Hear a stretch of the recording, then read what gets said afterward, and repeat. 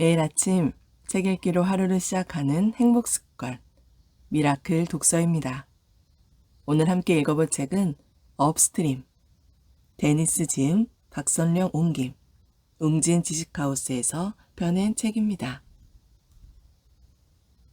한국의 독자들에게 자, 잠깐 자리에 그대로 멈춰서서 인간에 대해 한번 생각해보자. 주어진 상황에 반응하도록 진화한 이 가련한 종에 대해서 말이다. 우리 인간은 포식자가 쫓으면 도망가고 폭풍우가 몰아치면 대피할 곳을 찾는다. 아주 오랫동안 인류의 목표는 당장 오늘 하루를 아무 일 없이 잘 보내는 것이었다. 하지만 이제 우리는 오늘 하루가 아니라 내일의 문제에 대해 걱정해야 한다. 팬데믹, 기후변화, 테러리즘, 경제 위기 등으로 한 치 앞도 내다볼 수 없는 세계에서 이는 필수이다. 그러나 우리는 아직도 맹수에게 뒤쫓기는 시대에 살고 있는 것처럼 행동하고는 한다. 그것이 바로 내가 이 책을 쓴 이유다. 이 책에서 우리는 문제에 반응하는 데서 벗어나 예방하고 방지하는 법에 대해 이야기할 것이다. 여러분은 노숙 문제를 완전히 해결한 어느 도시 이야기를 읽게 될 것이다. 졸업률을 대폭 높인 교육부의 이야기와 10대 약물 남용 문제를 근본에서부터 뿌리 뽑은 나라 이야기도 있다. 당연히 우리는 비즈니스 분야의 사례에 대해서도 자세히 살펴볼 것이다.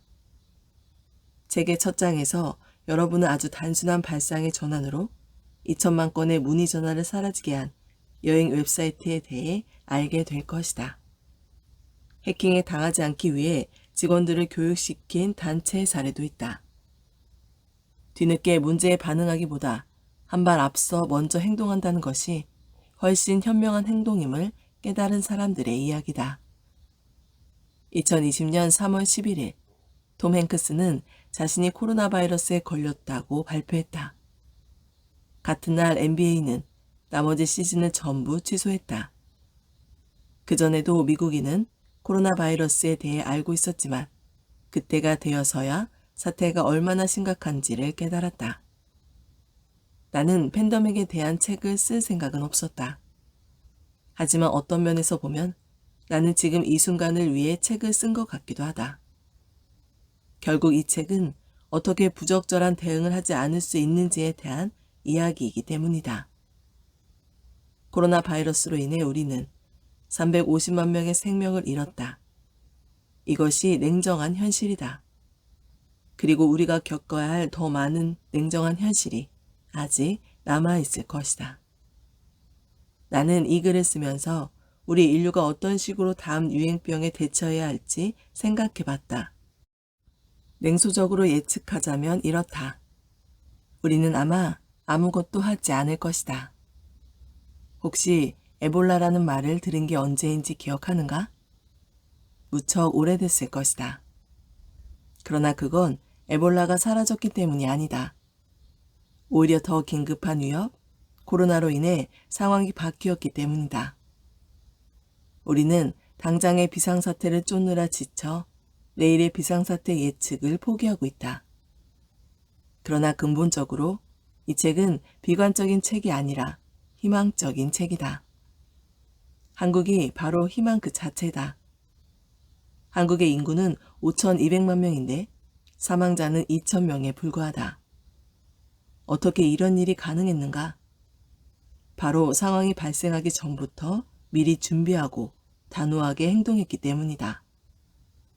미리 준비하고 준비한 대로 실행하는 것.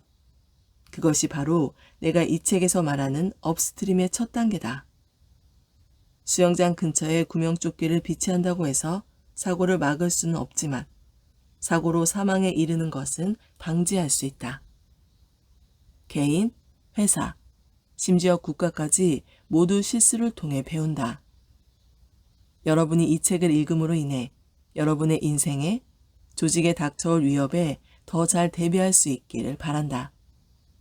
마치 한국이 메르스로부터 교훈을 얻어 코로나 바이러스에 잘 대처하게 된 것처럼 말이다. 그렇게 우리는 앞으로 나아갈 수 있다. 이 책과 함께하는 여정이 즐겁기를 바란다. 자, 그럼 시작하자. 2021년 6월 댄 히스. 서문. 업스트림이란 무엇인가? 생각의 전환으로 1억 달러를 아낀 웹사이트. 2012년 여행 전문 웹사이트 익스피디아 대표 라이언 오닐은 회사 콜센터에서 받은 데이터 몇 가지를 꼼꼼히 검토했다. 그는 검토 중 믿기지 않는 숫자 하나를 보고 자기 눈을 의심했다. 항공권과 호텔, 렌터카 등 여행 관련 상품을 예약한 고객 100명 중 무려 58명이 콜센터에 전화를 걸어 도움을 요청했다는 것이다. 온라인 여행 사이트에서 가장 큰 매력은 셀프 서비스다. 여행사에 전화를 걸지 않고도 혼자서 모든 일을 처리할 수 있어야 한다는 얘기다. 주유기에서 바로 결제가 가능한 셀프 주유소에 갔는데 10번에서 6번 정도는 뭔가 잘못되어 가게 안으로 들어가 도움을 청해야 한다고 상상해보라. 익스피디아가 바로 그런 상황이었다. 콜센터는 업무 효율과 고객 만족을 위해 운영하는 부서이다. 직원들은 고객의 기분을 풀어주고 만족도를 높이도록 교육받는다. 그것도 가능한 한 최대한 빨리. 통화 시간이 짧을수록 비용이 줄기 때문이다. 오닐은 이렇게 얘기했다. 항상 어떻게든 비용을 줄이려고 애썼다. 통화 시간을 10분에서 2분으로 줄일 수는 없을까? 라고 물으면서 하지만 우리가 해야 했던 진짜 질문은 이거였다. 왜 2분이나 통화를 해야 할까? 통화를 안 할 수는 없을까? 문제에 대응하는 데 익숙해지다 보면 문제가 발생하지 않도록 미연에 방지할 수 있다는 사실을 잊기도 한다. 오닐은 글로벌 사업부의 담당 부사장인 더커 무디에게 자신의 분석 결과를 알렸다. 두 사람은 기본적이면서도 지금까지 무시했던 의문을 파고들었다. 콜센터로 전화를 하는 고객이 왜 이렇게 많을까? 그들은 고객이 도움을 청하는 주요 이유를 정리해서 순위를 매겼다. 고객이 전화를 건 가장 주요한 이유는 무엇이었을까? 바로 여행 일정표를 얻기 위해서였다. 2012년 한 해에만 일정표를 얻기 위한 전화가 2천만 통쯤 왔다. 2천만 통이라니. 플로리다주 주민 전체가 익스피디아에 전화를 건 거나 마찬가지였다. 전화 한 통을 처리하는데 약 5달러 정도의 비용이 들었다. 그러니 이건 자그마치 1억 달러짜리 문제인 셈이다. 그렇다면 고객들은 왜 일정표를 자동으로 받지 못했을까? 답은 매우 간단했다. 이메일 주소를 잘못 입력했기 때문이다. 그게 아니라면 일정표가 스팸 메일 폴더로 들어갔을 수도 있고 고객이 귀찮은 광고 메일로 착각하고 삭제해버렸을 수도 있다. 이 문제는 고객이 웹사이트에서 본인의 여행 일정을 검색할 방법이 없었기에 더 복잡해졌다. 오닐과 무디는 당시 CEO였던 다라 코즈로 샤이에게 이 데이터를 들고 갔다. 오닐은 어떻게든 이 문제를 해결해야 한다고 말했다. 코즈로 샤이는 통화량이 줄어드는 데 집중해야 한다는 사실에 동의하며 이를 고객 경험 그룹의 최우선 과제로 삼았다. 사내의 다양한 팀에 속한 이들이 매일같이 모일 수 있도록 작전 회의실이 마련됐고 이들은 단순한 임무 하나를 부여받았다. 고객이 회사에 전화를 걸 필요가 없게 하라. 작전 회의실에 모인 이들은 고객이 전화를 거는 주요 원인을 해결한 방안을 마련한 뒤 한 번에 하나씩 일을 처리했다. 일정표 요청 문제는 비교적 신속하게 해결됐다. 음성 안내 시스템에 자동 옵션을 추가하고 이메일 발송 방식을 변경해 스팸 필터를 피했다. 고객이 직접 처리할 수 있도록 온라인 도구도 만들었다. 그 결과 일정표와 관련된 통화가 거의 오지 않게 됐다. 2천만 통의 도움 요청 전화가 사라진 것이다. 그 문제를 제외한 다른 10가지 유사 문제에도 진전이 있었다. 그 결과 2012년 이후로 콜센터에 전화를 걸어 도움을 청하는 고객의 비중은 58%에서 15%로 줄었다. 통화량을 줄이려던 익스피디아의 노력은 성공적인 업스트림 개입이었다. 업스트림이란 무엇인가? 다운스트림은 문제가 발생한 뒤에 대응하는 것을 의미한다. 반면 업스트림은 문제가 아예 발생하지 않도록 막는 것을 의미한다. 고객의 전화를 받은 뒤 누락된 일정표와 관련된 불만을 해결할 수도 있고, 다운스트림, 고객이 일정표를 받도록 확실하게 조치해 아예 콜센터에 전화를 걸 필요가 없게 할 수도 있다. 업스트림. 누구나 뒤늦게 문제에 대응하기보다 미리 예방하는 세계에 살고 싶을 것이다. 그렇다면 무엇이 우리를 방해하는 걸까? 익스피디아의 사례를 돌이켜볼 때 특히 이해하기 어려운 점은 왜 일을 제대로 처리하기까지 그렇게 오래 걸렸는가 하는 점이다. 어쩌다가 일정표를 요구하는 사람이 2천만 명이나 됐을까? 이런 전화가 700만 통쯤 왔을 때 뭔가 알아챘어야 하는 거 아닐까? 하지만 익스피디아 경영진은 그러지 못했다. 그들도 콜센터의 통화량이 엄청나다는 건 알고 있었지만 자신의 업무에 속하지 않는 문제는 무시할 수밖에 없는 구조였다. 여느 회사들처럼 익스피디아도 인력을 부서별로 나눴고 그들은 각자가 맡은 분야에 집중했다. 마케팅팀은 고객을 사이트로 끌어들였고 제품팀은 고객의 여행 상품을 예약하도록 유도했으며 기술팀은 웹사이트가 순조롭게 작동하도록 했고 지원팀은 고객의 문제를 신속하고 만족스럽게 해결했다. 그렇다면 여기에 무엇이 빠져 있을까? 고객이 전화를 걸어 도움을 요청할 필요가 없도록 하는 것, 어느 팀의 일도 아니었다는 점이다. 고객이 더 이상 전화를 걸지 않는다고 해서 딱히 이득을 볼 팀도 없었다. 그들은 전화를 줄여야 한다는 생각조차 하지 않았을 것이다. 사실 어떤 면에서 보면 이 팀들의 목표는 전화가 더 많이 오도록 하는 것이었다. 예약을 최대한 늘려야 하는 제품팀의 경우 목표를 위한 가장 좋은 방법은 고객의 이메일 주소를 한 번만 물어보는 것이다. 이메일 주소를 2번씩 물어보면 고객과의 마찰이 늘어나기 때문이다. 이런 상황에 처하면 고객 100명 가운데 1명 정도는 짜증을 내면서 예약을 포기할 수도 있다. 하지만 이런 결정으로 인해 고객 중 일부가 이메일에 잘못 입력하는 부작용이 생기고 결국 그들은 일정표를 받으려 콜센터로 전화를 걸어야 한다. 이건 시스템의 문제다. 그 고객은 애초에 전화를 하지 않았어야 했다. 하지만 어쨌든 제품팀은 거래를 성사시켰고 지원팀은 고객의 전화를 신속하게 처리했다. 두 팀 모두 그들의 목표를 훌륭히 달성한 것이다.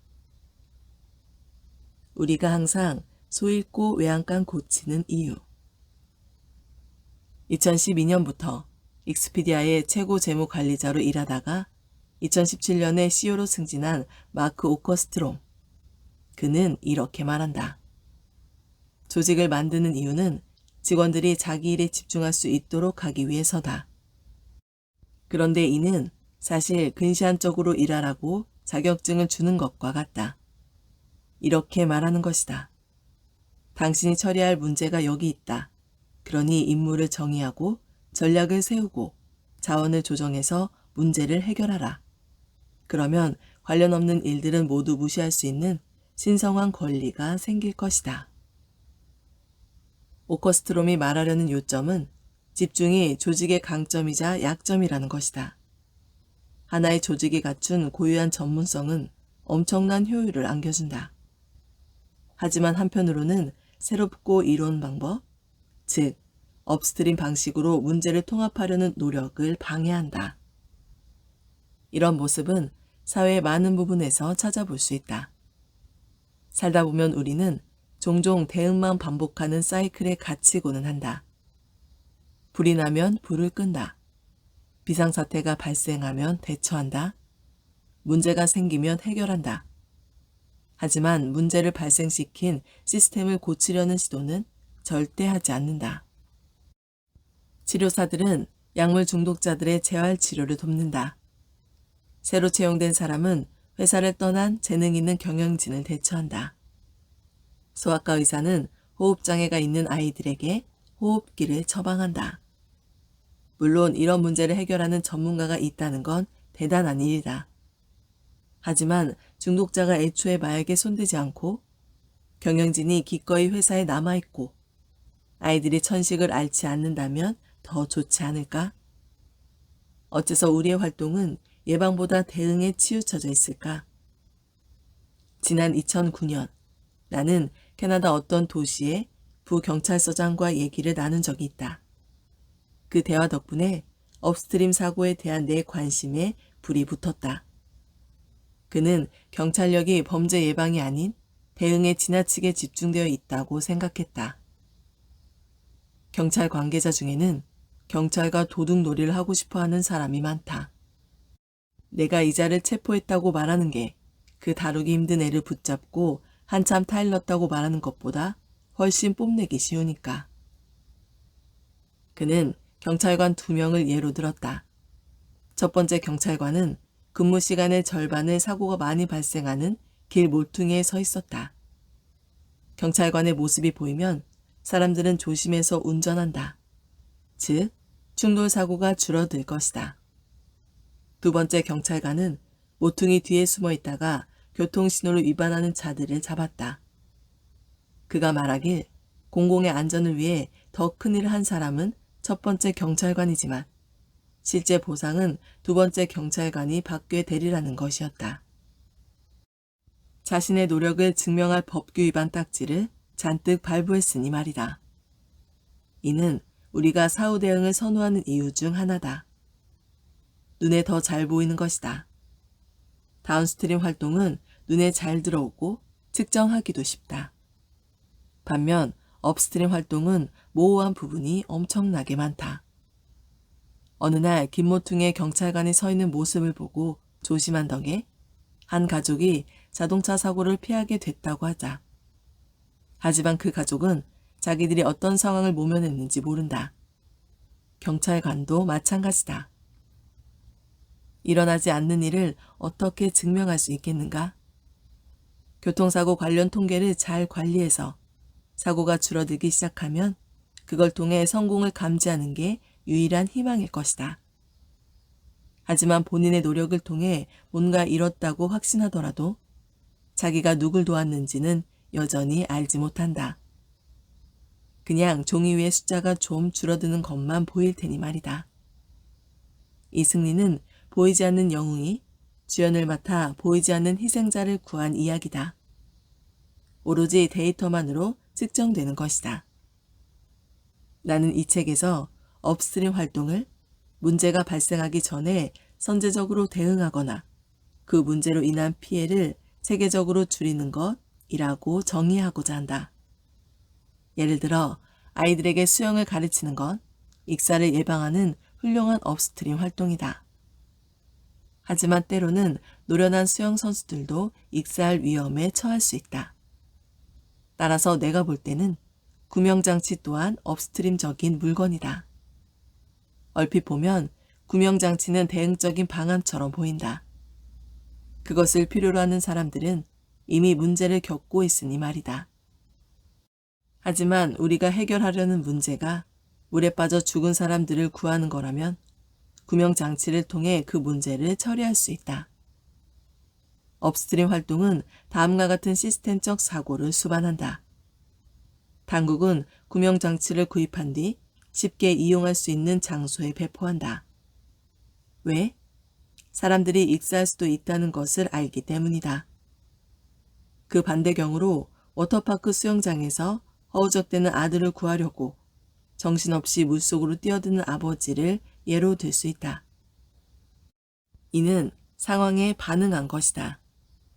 내가 예방적 혹은 선행적이라는 말보다 업스트림이라는 말을 선호하는 이유는 개울, 스트림의 비유가 해결책에 관한 생각을 확장시키기 때문이다. 앞에서 소개한 물에 빠진 아이들이 나오는 우화에서는 하류, 다운스트림과 상류, 업스트림 두 장소가 서로 대조된다. 하지만 현실에서 우리는 거의 무제한에 가까운 시간대를 따라가다 수많은 지점에서 사건에 개입한다. 다시 말해, 우리는 특정한 지점에 있는 업스트림에 도달할 수는 없다. 우리는 특정한 방향을 따라 업스트림으로 향해야 한다. 수영 강습은 구명장치보다 더 업스트림적 해결책에 가깝다. 그리고 복잡한 상황을 감수할 용의만 한다면 언제나 상류를 향해 다가갈 방법은 있다. 범죄 해결에는 경찰 신고가 최고다. 업스트림 활동의 범위를 살펴보기 위해 다음과 같은 구체적인 문제를 생각해보자. 2013년에 텍사스주 칼리지 스테이션에 있는 우리 부모님 집에 도둑이 들었다. 그때 부모님은 동네를 산책하고 계셨는데 두 분이 나가 있는 동안 절도범들이 뒷문으로 들어와 지갑과 아이폰 2대, 보석 몇 점을 훔쳐갔다. 부모님은 경찰에 신고했지만 안타깝게도 도둑은 잡히지 않았다. 다운스트림 대응이 실패한 것이다. 그렇다면 사건이 일어나기 전에 도둑을 막기 위해서는 어떻게 해야 할까? 여기 몇 가지 방법이 있다. 몇 초 전에 막는 법. 무단으로 침입하면 울리는 귀청이 터질 듯한 경보음. 몇 분 전에 막는 법. 경보 시스템이 존재한다는 가시적 증거. 주택 마당에 세우는 보안회사 표지판 등 어쩌면 이 방법은 도둑들의 관심을 이웃집으로 돌리는 효과밖에 없을지도 모른다. 몇 시간 전에 막는 법. 근처를 순찰하는 눈에 띄는 경찰의 존재. 몇 달 전에 막는 법. 글쎄, 도둑을 미리 체포했다면 그들의 재범 주기를 깨는 특정한 행동치료 과정에 등록시킬 수 있었을지도 모른다. 몇 년 전에 막는 법. 도둑이 되길 꿈꾸며 자라는 아이는 없다는 점을 생각해보라. 도둑을 막는 최고의 업스트림 해결책은 수많은 기회가 있는 사회를 만들어 굳이 절도 같은 범죄를 저지를 필요가 없게 하는 것이다. 지나치게 낙관적인 생각처럼 보인다면 사장까지 기다려보기 바란다. 이와 비슷한 기회의 철학을 받아들여 실제로 10대 청소년들의 마약과 알코올 남용 문제를 해결한 나라가 있으니까. 도둑이 들기 수십 년 전에 사건을 막는 게 가능할까? 가능하다. 업스트림 사고를 활용하면 모든 여지를 차단할 수 있다. 심리학자이자 아동발달 전문가 리차드 트람블레이는 범죄자의 공격적인 행동을 막기에 가장 좋은 시기는 그가 아직 어머니 뱃속에 있을 때라고 주장한다. 트람블레이는 아이의 만성적인 공격성을 예견할 수 있는 위험 요소들 중 산모와 관련된 것으로 애정 부족, 흡연, 영양실조, 분노, 우울증, 결혼 관계에서의 불화, 낮은 교육 수준, 청소년 임신 등을 지적한다. 트람블레이의 주장에 따르면 이 요소들은 서로 동반하는 경향이 있다. 그리고 그보다 더 중요한 점은 이 요소들은 개선이 가능하다는 것이다. 트람블레이는 이렇게 위험 요소가 많은 상황에 처한 임산부를 돕는 프로그램을 진행하고 있다. 그는 네이처와의 인터뷰에서 다음과 같이 말했다. 주로 남성에게 많이 나타나는 공격성 문제를 해결하려면 여성에게 초점을 맞춰야 한다. 여성의 생활을 향상시키면 그것이 다음 세대로 전해질 것이다. 이런 해결책이 전부 효과가 있다고 가정해보자. 그렇다면 우리는 애초에 더 적은 아이들을 범죄자로 만드는 업스트림 해결책을 선호할 것이다. 그러나 업스트림 방식은 더 바람직한 동시에 더 복잡하고 모호하다. 생각해보라. 트람블레이는 산모의 환경을 극적으로 개선해 위험 요소를 줄일 것을 주장한다. 이는 즉 아이가 공격적인 성향을 보이는 일이 준다는 것이고 결국 범죄 활동을 줄일 수 있다는 것을 의미한다. 어쩌면 18년 뒤 아이는 남의 집에 침입하는 대신 대학에 진학할지도 모른다. 하지만 아닐 수도 있다. 즉, 다운스트림 활동은 범위가 좁고 빠르고 구체적이다. 반면 업스트림 활동은 광범위하고 느리고 위험하지만 일단 성과가 보이면 그 효과는 정말 대단하다. 그렇다면 업스트림 방식과 다운스트림 방식 중 무엇이 옳을까? 경보 시스템으로 도둑질을 멈추게 해야 할까? 아니면 미래의 범죄자를 낳게 될 어머니를 보살펴야 할까? 여기서 할 수 있는 최선의 답은 왜 굳이 둘 중 하나를 선택해야 하냐는 것이다. 기업들이 네트워크 작동 중단을 막기 위해 여러 단계로 된 보안 장치에 투자하는 것처럼 우리도 범죄 및 다른 중요한 문제들을 해결하기 위해 다단계 보호 장치에 투자할 수 있다. 자원이 부족한 세상에서 개입할 지점을 하나만 선택해야 한다면 마음 불편한 답이 나올 수밖에 없다. 우리는 어떤 방법이 옳은지 모른다. 세상은 아직 범죄 및 모든 주요 문제의 어느 지점에서 개입해야 하는지 증거를 충분히 모으지 못했다.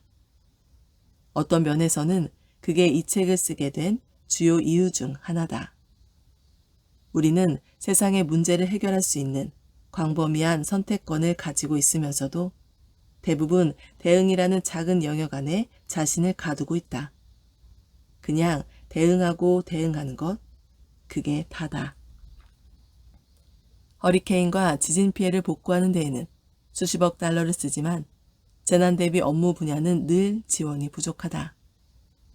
노숙자를 돕기 위한 기관과 단체는 수백 개에 이르지만 노숙자가 되는 걸 막는 단체는 몇 개나 될까?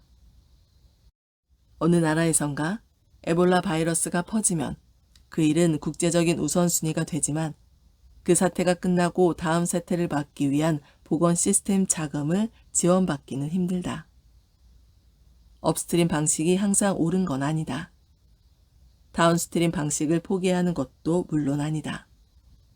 그곳에도 누군가가 있어야 우리를 구해줄 수 있다. 요점은 우리의 관심이 엄청나게 비대칭적이라는 것이다. 강물에 빠진 아이들을 구하는데 너무 집중한 나머지 왜 그들이 떠내려 오는지는 알아보지 않는다.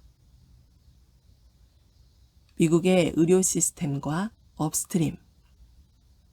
미국 경제의 5분의 1에 달하는 3조 5천억 달러 규모의 의료업계만큼 이런 변화의 필요성이 명확한 분야도 없다. 미국의 의료 시스템은 대응만을 위해 설계되어 있다. 마치 거대한 실행 취소 버튼처럼 기능한다. 동맥이 막혔다고 막힌 혈관을 뚫는다. 엉덩이 뼈가 부러졌다고 바꿔 끼운다. 시력에 문제가 생겼다고 치료하면 된다. 아무튼 모든 게 제대로 이루어진다면 본래의 건강 상태를 회복할 것이다. 이 시스템에서는 어떻게 하면 더 건강해질 수 있을까? 라는 의문을 해결해 줄 사람을 찾기가 힘들다. 의료 시스템을 업스트림 방식으로 바꿀 수 있을까? 그러려면 정책을 대대적으로 바꿔야 한다. 그런데 의료 정책은 당파적인 사안으로 악명이 높다. 노스캐롤라이나주 샬럿에 조사 그룹을 2개 구성했는데 하나는 민주당을 지지하는 아프리카계 미국인 여성 그룹이고 다른 하나는 공화당을 지지하는 백인 여성 그룹이었다. 그들은 각 그룹에 $100가 있고 건강을 지키기 위해 그것을 지역사회 내에서 써야 한다면 어떻게 사용하겠느냐고 물었다. 그들은 $100를 나눠 쓸 수 있는 선택지를 받았다. 민주당원인 아프리카계 미국인들은 돈의 3분의 1을 공적 의료 시스템에 쓰고 나머지는 전부 다른 데 할당했다. 백인 공화당 여성들은 어땠을까? 그들의 대답도 거의 동일했다. 실은 소수점 마지막 자리까지 일치할 정도였다. 미국 각지에서 실시한 다른 조사에서도 마찬가지였다. 지지 정당이 다른 사람들은 서로 치열한 싸움을 벌이는 것 같지만 사실 지출을 분배하는 방식에 있어서는 은밀히 마음이 통하는 것이다.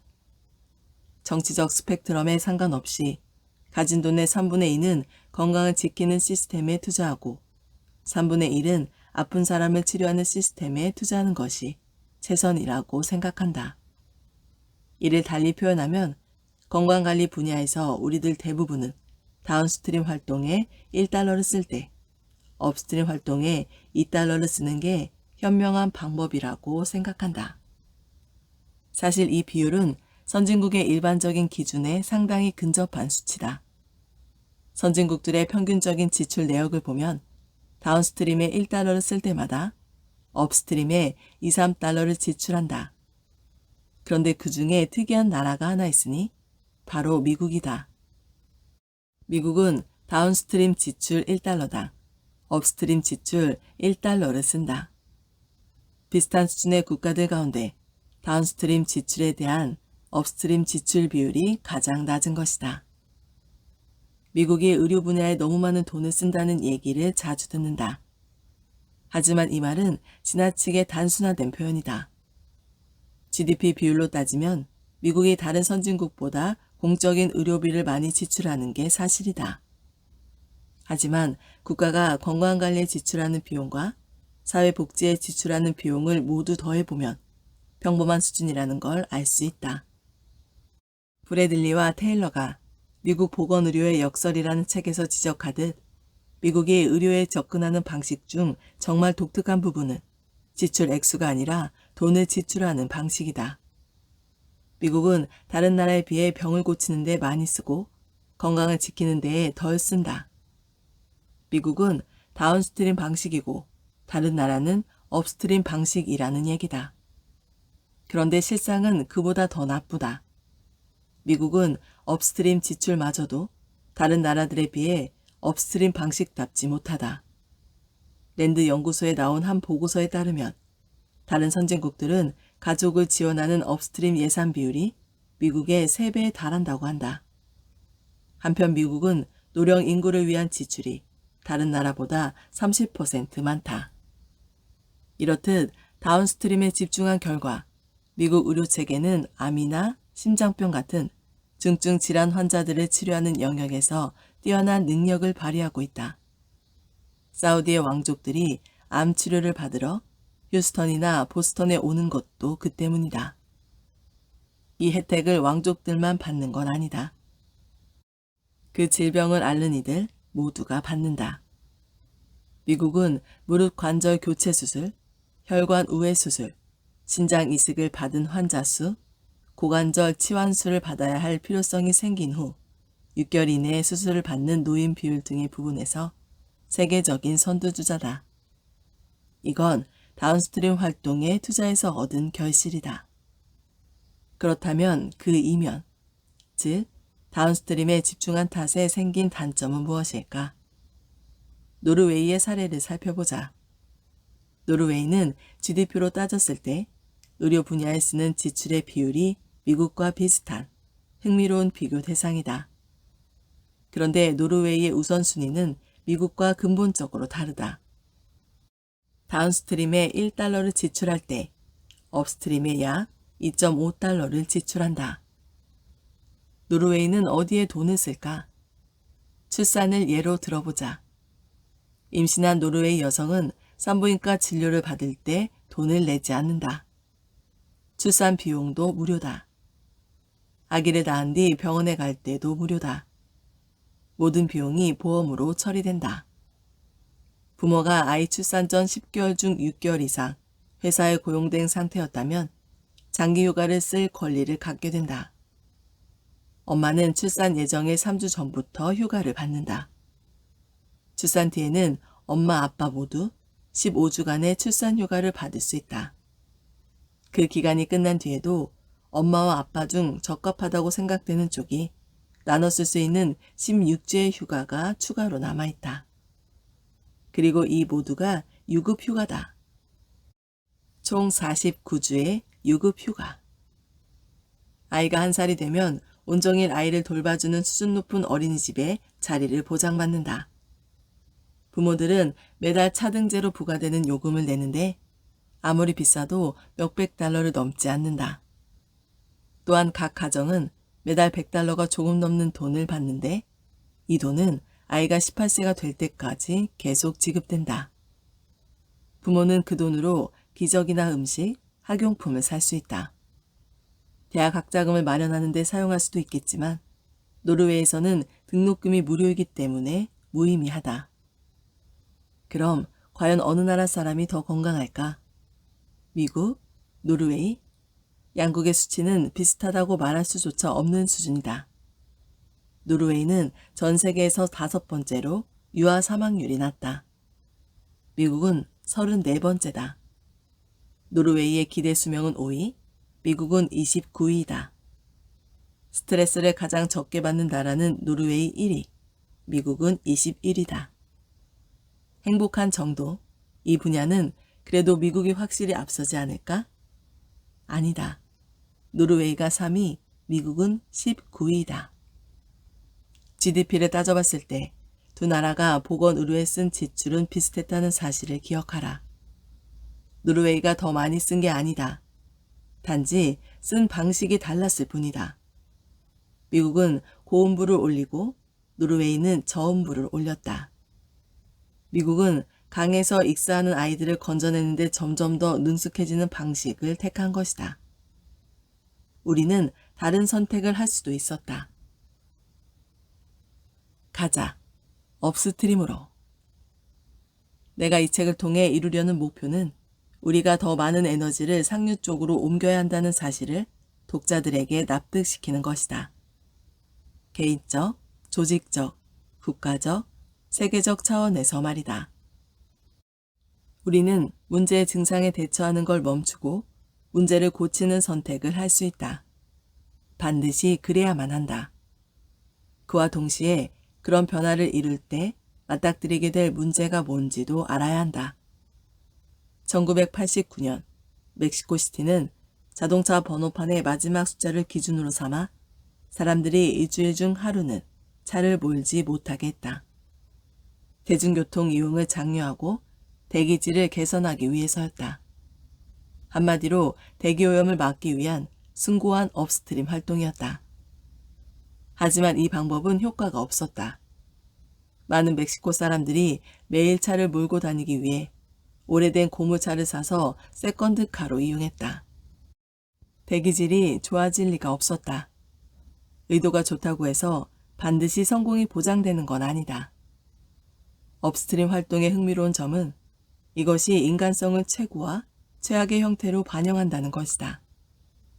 업스트림 방식을 택하는 것은 이렇게 선언하는 것과 같다. 나는 이 세력들에 의해 좌우될 필요가 없어. 나는 그들을 통제할 수 있어. 난 내 세계를 만들어낼 수 있어. 이 선언에는 영웅주의와 자만심의 씨앗이 모두 담겨 있다. 때로는 이런 통제 욕구가 놀라운 성공으로 이어지기도 한다. 20세기에만 3억 명의 목숨을 앗아간 것으로 추정되는 전염두 바이러스의 박멸이 좋은 예다. 전 세계적으로 진행된 대규모 노력 덕분에 전염두는 조직적으로 멸종됐다. 전염두에 마지막으로 감염된 사람은 소말리의 마르카라는 도시에 살던 알리마오 마알린이라는 병원 요리사였다. 1977년 그의 감염 사실이 밝혀지자 병의 확산을 막기 위한 미친 듯한 노력 끝에 2주간 그 주변에 사는 54,777명의 사람들이 예방접종을 받았다. 이것이 천연두의 종말이었다. 우리는 천연두를 치료한 게 아니라 패배시켰다. 최고의 업스트림 활동이다. 하지만 통제 욕구 때문에 완전히 상황을 파악하지 못한 상태에서 행동하려는 유혹을 느낄 수도 있다. 우리는 제대로 이해하지 못한 시스템을 만지작거리다가 의도치 않은 결과에 빠져들기도 한다. 세상을 더 좋은 곳으로 만들려는 숭고한 노력 때문에 세상이 훨씬 더 나빠질 수도 있다는 것은 의심의 여지 없는 사실이다. 여기에 바로 업스트림 리더들이 풀어야 하는 난해한 문제가 있다. 문제가 발생하기 전에 어떻게 그걸 감지할 수 있는가? 어떤 일이 일어나지 않는 게 바로 성공이라면 그 성공은 어떻게 측정할 수 있는가? 그리고 일어나지 않은 일을 위해 누가 돈을 지불하겠는가?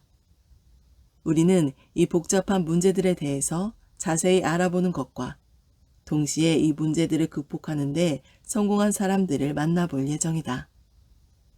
만성적인 노숙자 문제를 해결한 미국 최초의 도시를 찾아가 보자.